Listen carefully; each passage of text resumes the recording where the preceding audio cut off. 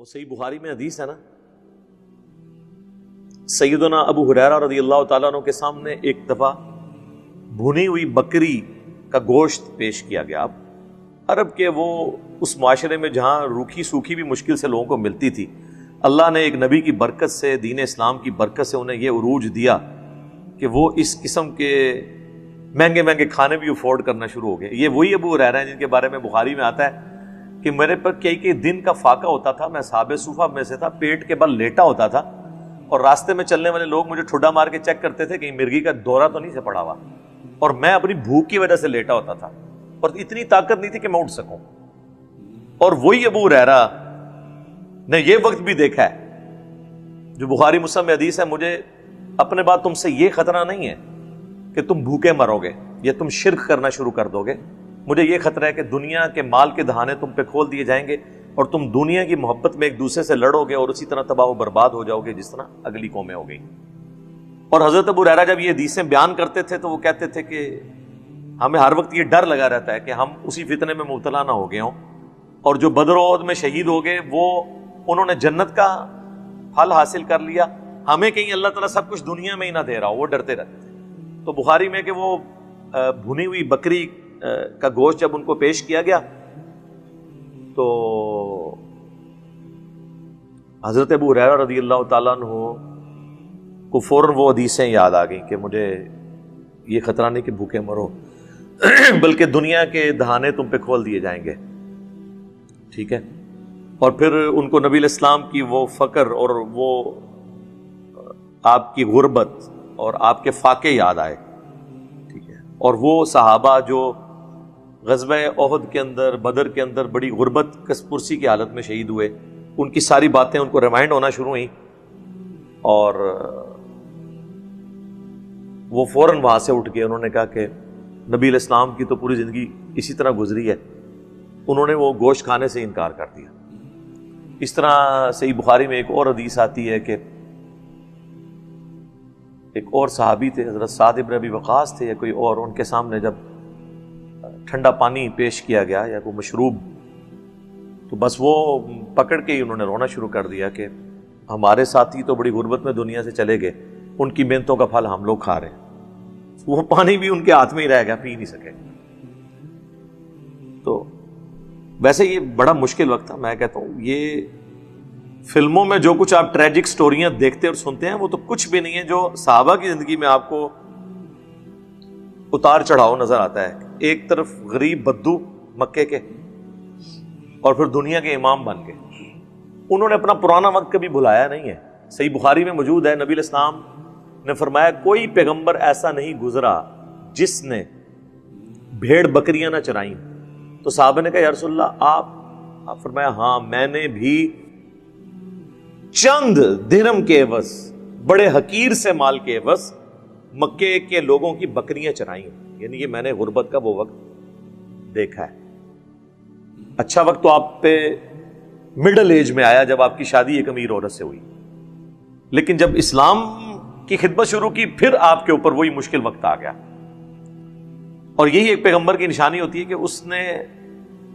اتنے بڑے غلبے کے بعد اپنے لیے کچھ حاصل نہیں کیا، حالانکہ آپ اعلان نبوت سے پہلے اچھی زندگی گزار رہے تھے۔ لیکن بخاری مسلم میں آتا ہے کہ وفات تک سیدہ عائشہ کہتی ہیں ہماری حالت تھی کہ بعض اوقات 1 مہینے، بعض اوقات 2، بعض اوقات 3 مہینے تک بھی ہمارے گھر میں چولہا نہیں جلتا تھا، یعنی پکی ہوئی چیز ہم کھا نہیں سکتے تھے۔ 2 کالی چیزوں پہ گزارا ہوتا تھا، ایک کھجور اور ایک پانی، اور وہ بھی کوئی ٹنوں ٹن کھجوریں نہیں ہوتی تھی، 2 کھجوریں صبح 2 شام کے وقت، اور ایک میٹھا پانی کا پیالہ صبح اور شام، کیونکہ عرب میں میٹھا پانی کا پیالہ اس کا حصول بھی کئی کلومیٹرز کی پیدل واک ہوتی تھی۔ جس طرح آج آپ انٹیریئر سندھ میں، جنوبی پنجاب میں یا آپ بلوچستان میں جائیں تو عورتیں بیچاری کئی کلومیٹرز تک وہ مٹکے، اور وہ میٹھے پانے کے لیے وہ میٹھا ہی ہوتا ہے، صاف نہیں ہوتا، گدلا الگ سے ہوتا ہے اور اس میں جراثیم الگ سے۔ عرب کے لوگوں کا بھی یہی حال تھا،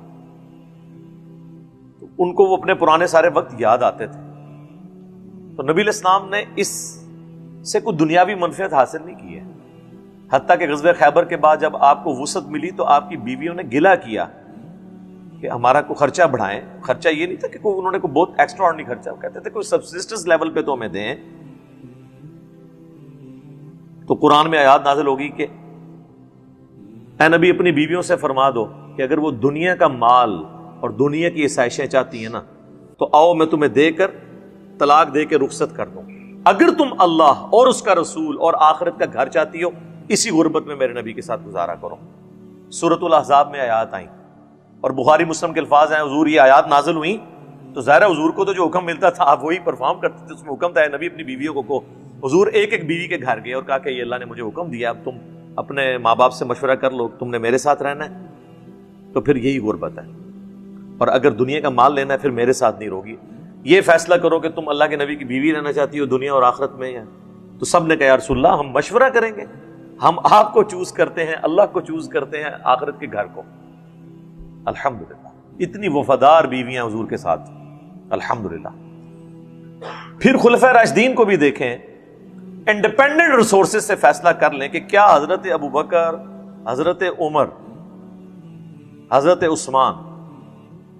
مولا علی تو خیر ویسے ہی فقر کی زندگی تھی ان کی,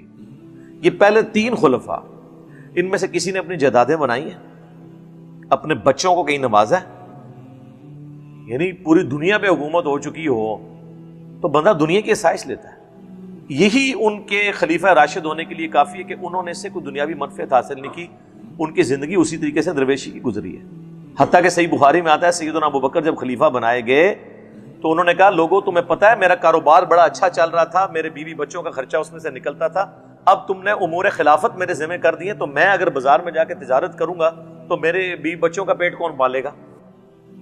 اگر میں پھر خلافت کا کام پھر اگر پیرلل میں کرتا ہوں تو میں تو وہ کام نہیں کر سکتا, تو یا خلافت کی ذمہ داریاں پوری کروں یا میں کاروبار کر لوں.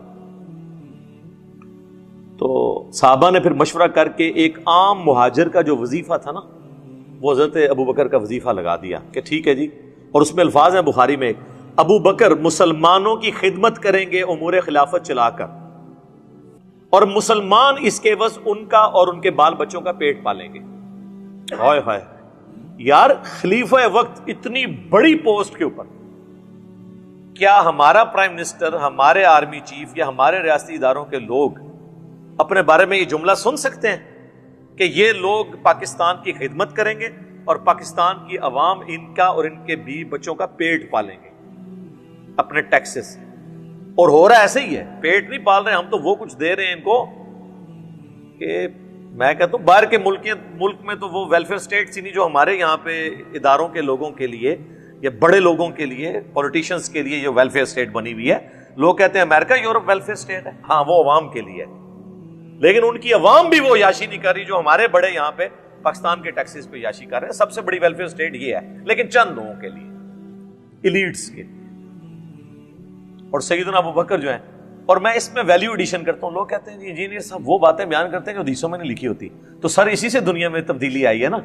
انجینئر صاحب 1400 سال پرانی حدیث پڑھ کے 1400 سال بعد کے جو حالات ہیں ان کی انجینئرنگ بھی ساتھ کرتے ہیں. مجھے بتائیں جب سیدنا ابو بکر سے لوگ یہ ان کا وظیفہ مقرر کر رہے تھے اور حضرت ابو بکر یہ کہہ رہے تھے کہ اگر میں امور خلافت چلاؤں گا تو میرے بیوی بچے کہاں سے کھائیں گے, تو کسی نے مشورہ کیوں نہیں کیا کہ حضرت مصلح اٹھائیں, نیچے سونے دیے, کھانا ہی کھانا. ہاں سنجے سے ٹیلے چکو, جیڑے ٹیلے نو ہاتھ پاؤ سونا ہی سونا. تو سرکار تو آڈے جیڑا گھوڑا ہے, آپ کا جو گھوڑا ہے اس کے قدموں کی خاک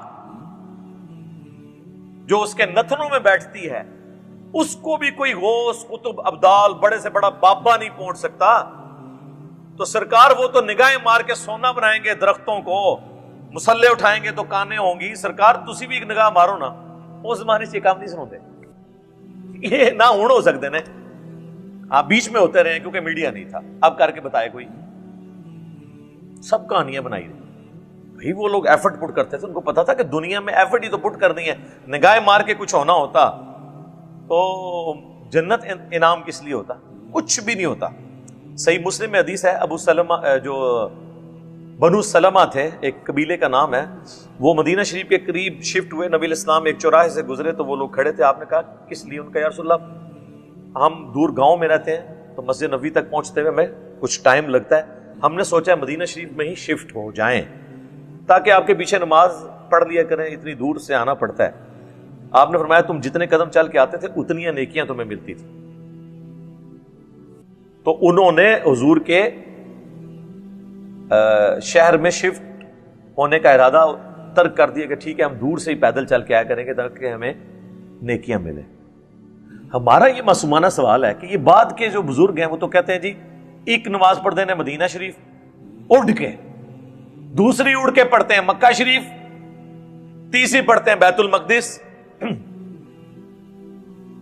چوتھی بغداد شریف تے پنجویں اجمیر شریف. ہم کہتے ہیں صحابہ کرام تو بےچارے مکان شفٹ کر رہے تھے قریب، ان کو حضور نے کیوں نہیں مشورہ دیا کہ اڑ کے آ جایا کرو؟ کوئی نہیں اڑ سکتا تھا اس زمانے میں. اور جب یہ باتیں کرتے ہیں کہتے ہیں جی آپ بزرگوں کی کرامتیں نہیں مانتے. وہ جناب کرامت تب مانے جب کرامت ثابت ہو.